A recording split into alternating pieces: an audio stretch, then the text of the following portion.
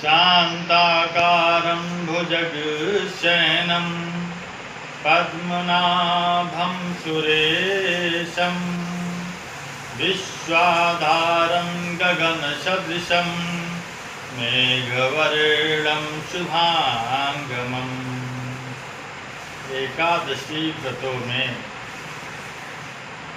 सबसे महत्वपूर्ण जो एकादशी व्रत है वो है निर्जला एकादशी व्रत, जिसको हम भीमसेनी एकादशी के नाम से भी जानते हैं। अर्जुन, युधिष्ठिर, नकुल, सहदेव ये जो हैं व्रत भी कर लेते थे, धर्म का पालन भी कर लेते थे, परंतु हमारे भीम महाराज जो थे वो न तो कायदे से व्रत कर पाते थे और न ही व्रत कायदे से क्या उनको इतना भूख लग जाती थी कि वो व्रत नहीं कर पाते थे।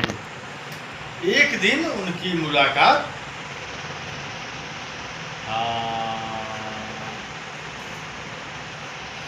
महर्षि वेदव्यास से हो गई।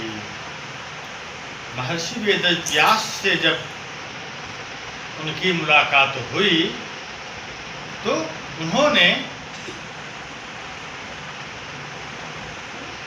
भीमसेन ने वेदव्यास से कहा, महाराज हमारे चारों भाई धर्म निरूपण कर लेते हैं,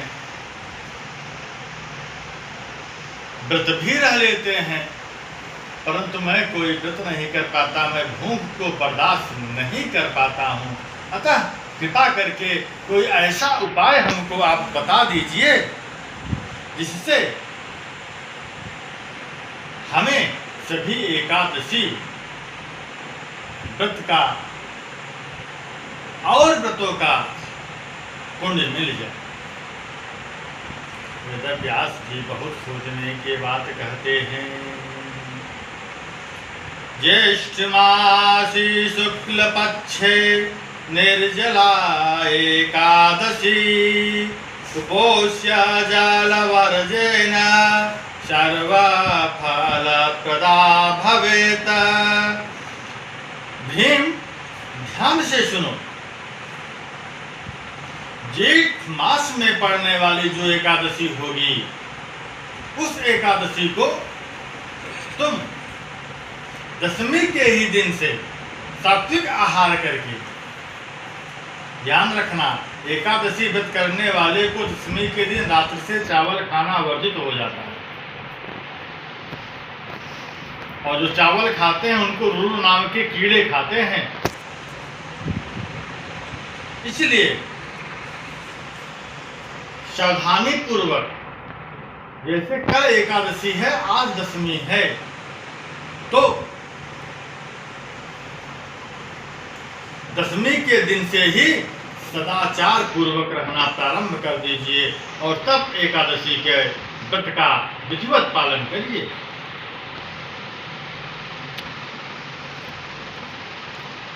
क्योंकि भक्त्यानुग्रह कातरः भगवान विष्णुरव्ययः। भगवान विष्णु जो हैं वो एकादशी व्रत से प्रसन्न होकर के इस धरती पर मनवांछित फल देने के बाद अपने धाम को बुला लेते हैं। भीमसेन ने कहा, महाराज मैं अत्यंत प्रसन्न हूँ। आने वाले जेठ मास की एकादशी को मैं कुछ भी नहीं खाऊंगा पीऊंगा, जल का भी त्याग कर दूंगा और देखता हूँ नारायण प्रसन्न होते हैं कि नहीं प्रसन्न होते हैं। और भीमसेन ने जेठ मास में पड़ने वाली एकादशी को अन्न, जल, फल, फूल सब छोड़ दिया, और सब छोड़ने के बाद दृढ़ संकल्प को मन में लेकर के, तो जानते हैं जब दृढ़ संकल्प मन में ले लिया जाए तो फिर संकल्प से पीछे नहीं हटना चाहिए। और भीमसेन ने वही किया। और जेठ मास में पड़ने वाली एकादशी को निर्जला रह करके व्रत को पूर्ण किया। व्रत को जैसे ही पूर्ण किया वैसे ही नारायण ने प्रकट होकर के भीमसेन को दिव्य दर्शन दिया और कहा, तुम्हें